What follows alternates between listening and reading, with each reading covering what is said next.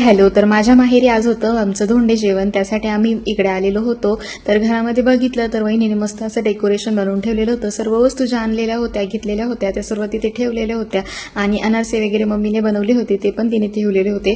त्यानंतर भावाची धडपड चाललेली होती की रील शूट करू, त्यासाठी मग गाडी वगैरे बाहेर काढतो.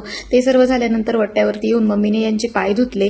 त्यानंतर आम्ही घरात आलो, पण लाईटच गेलेली होती. पण म्हटलं आता वेळ वाया घालवण्यापेक्षा घेऊया सगळं करून जसं आहे तसं.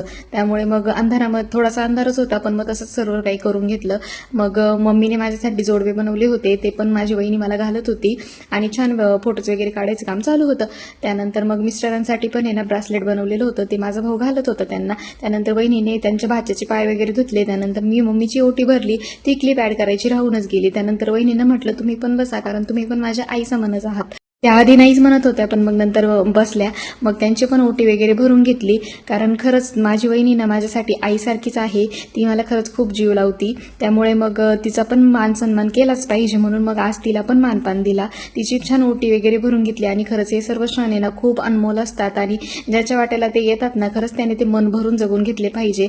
चलो बाय.